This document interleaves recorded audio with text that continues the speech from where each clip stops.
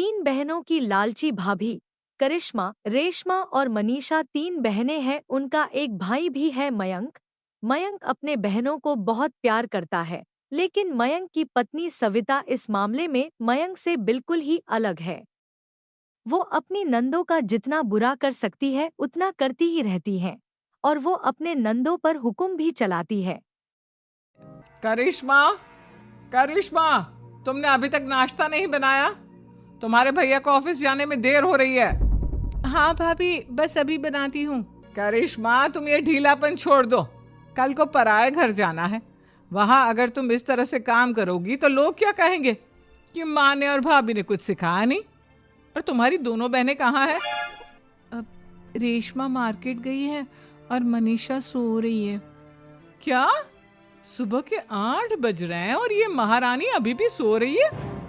ये कहते हुए वो अपने सास दुर्गा देवी के पास जाती है। माँ जी, देख रही हो अपनी बेटियों के तौर तरीके? क्या हुआ बहू, सुबह सुबह क्या कर दिया मेरी बेटियों ने? अरे एक तो अभी अभी उठकर किचन में गई है, दूसरी सुबह सुबह बाहर चली गई, और तीसरी अभी तक सो रही है। क्या करूं मैं इन तीनों का? मैं तो परेशान हो गई हूँ। जा जाकर उठा उसे और रेशमा से मैं बात करती हूँ। सविता सीधा मनीषा के कमरे में जाती है और उसे कहती है, महारानी, जल्दी उठो, सूरज सर पर आ गया है। भाभी थोड़ी देर और सोने दो ना, मैं रात को लेट सोई थी। वो क्या है ना, यूनिट टेस्ट चल रहे हैं। शराफत से उठती है या नहीं, या फिर पानी की भरी बाल्टी डालूं तेरे ऊपर? नहीं नहीं भाभी, मुझे बिस्तर में नहीं लाना, उठती हूँ मैं।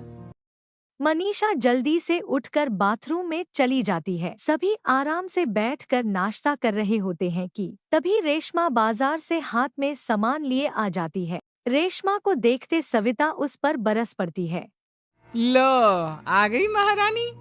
ऐसा भी क्या सामान लाना था जो सुबह आंख मलते ही बाजार की तरफ रवाना हो गई? भाभी, कल आप ही तो चीख रही थी कि घर का सारा सामान मुझे ही लाना पड़ता है, घर में किसी को भी किसी काम से कोई लेना देना नहीं है। अब मैं बाजार जाकर सामान ले आई तो आपको इस बात से भी तकलीफ हो रही है? देख रही हो माँ जी, अपनी बेटी की जुबान कैंची से भी तेज चलती है। और मयंक, आप तो कुछ कहेंगे नहीं अपनी लाडली बहन को। रेशमा, अपनी भाभी से ऐसे बात नहीं करते, चलो माफी मांगो।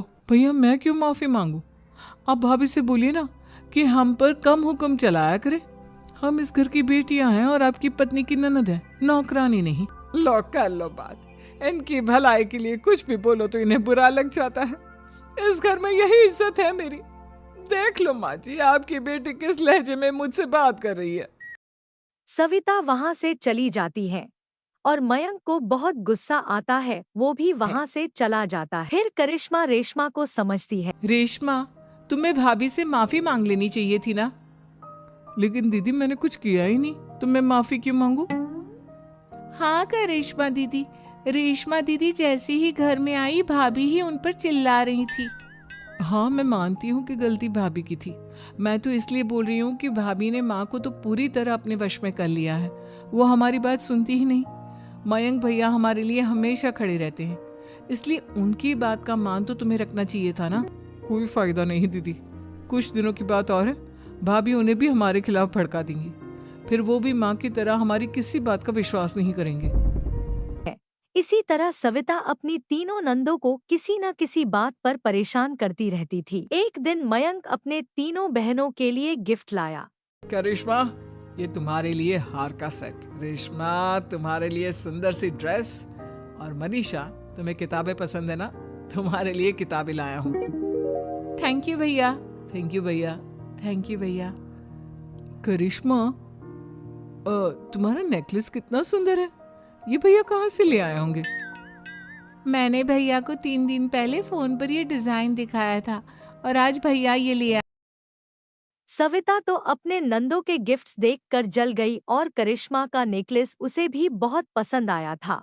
अपनी बहनों के लिए कितना अच्छा नेकलेस लेकर आए हैं, मुझे कभी कोई गिफ्ट नहीं दिया। मैं आज ही।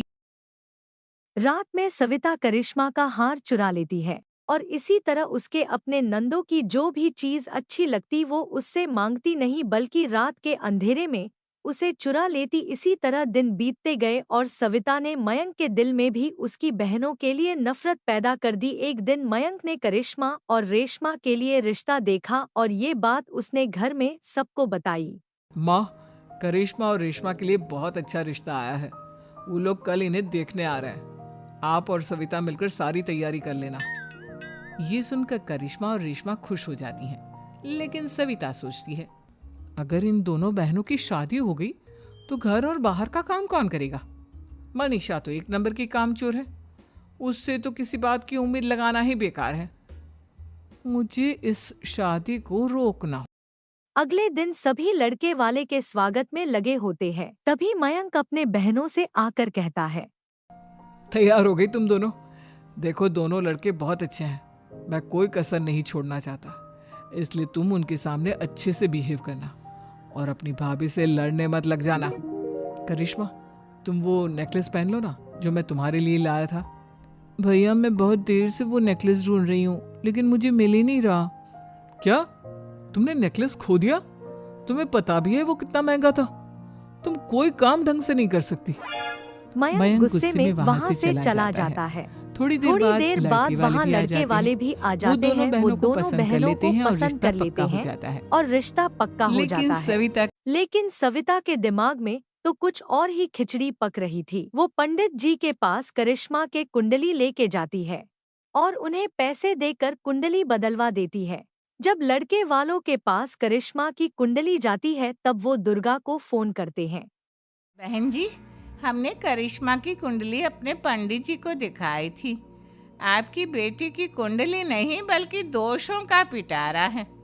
देखिए, मैं और मेरे पति इन सब बातों में बहुत विश्वास करते हैं, इसलिए हम आपकी बेटी से अपने बेटे की शादी नहीं कर। इस तरह करिश्मा का रिश्ता टूट जाता है और सभी घर वाले को बहुत दुख होता है। अब कविता सोचती है, चलो, करिश्मा का तो रिश्ता टूट गया, अब रेशमा का भी रिश्ता तोड़ना है। क्या करूं? अब सविता आवाज बदलकर किसी अनजान नंबर से रेशमा के होने वाले ससुराल में फोन करती है। हेलो, मैं कौन हूँ कौन नहीं ये आपके लिए जानना जरूरी नहीं। बस इतना सुन लो कि रेशमा का 2 साल से किसी के साथ अफेयर चल रहा है। बस रेशमा का रिश्ता तोड़वाने के लिए सविता का इतना ही कहना काफी था। अब रेशमा का भी रिश्ता टूट गया। मयंक और दुर्गा रेशमा को खूब डांट लगाई और उससे बार बार उस लड़के के बारे में पूछने लगे। आप दोनों मुझे क्यों परेशान कर रहे हो? अरे कोई लड़का होगा मेरी लाइफ में तो मैं बताऊंगी ना। जब कोई है ही नहीं तो कहाँ से लाऊं मैं कोई लड़का? तो तेरे होने वाले ससुराल वालों को फोन किसने किया था? माँ, मैं नहीं जानती किसने फोन किया था, मैं सच कह रही हूँ। मैं तो पहले ही कह रही थी इसकी लगाम खींच कर रखो, लेकिन मेरी सुनता ही कौन है। आप चुप रहिए भाभी, ये सब आपका ही किया। अब तीनों बहनों को विश्वास हो जाता है कि ये सब उसकी भाभी ही कर रही हैं। तीनों बहनें अपने भाभी को सबक सिखाने के लिए वकील कर ले और घर में हिस्सा मांगना। देखो भैया, माँ बाप की जायदाद में जितना बेटों का हक होता है उतना ही बेटियों का, इसलिए इस घर के 4 हिस्से होंगे और हमें अपना हिस्सा चाहिए। मैंने तुम्हारे लिए क्या क्या नहीं किया और तुम इस घर में हिस्सा मांग रही हो? भैया, आप और माँ हम बहनों की कोई बात नहीं सुनते हो और भाभी हमारी शादी नहीं होने देगी क्योंकि उन्हें लगता है कि आप हमारी शादी में ज्यादा पैसा लगाओगे और उन्हें हम जैसी फ्री की नौकरानी कहाँ मिलेगी। तो हम भाभी के साथ तो रह नहीं सकते, हम बहनों को अपना हिस्सा चाहिए। अरे तुम्हें शर्म आनी चाहिए अपने भाभी पर ऐसा इल्जाम लगाते हुए। वो तुम्हारे बारे में कितना सोचती है। हाँ माँ, भाभी हमारे बारे में बहुत सोचती है। दिन रात बस यही सोचती रहती है कि किस तरह से अपनी तीनों ननदों को परेशान करूं और कभी मुझे पढ़ने भी नहीं देती। दोनों बहनों का रिश्ता भी तो इन्होंने ही तोड़वाया है और रात में हमारे कमरे में आकर हमारी चीजें भी चुराती हैं। इसी तरह सविता की तीनों ननदें अपनी बात पर अड़ी रही। अब कोर्ट में तारीख भी शुरू हो गई। जब सविता को लगा कि उसकी तीनों ननद इतनी आसानी से नहीं मानने वाली, तो उसने अपने पति और सास को सारी सच्चाई बता दी और अपनी तीनों ननद से माफी मांगी।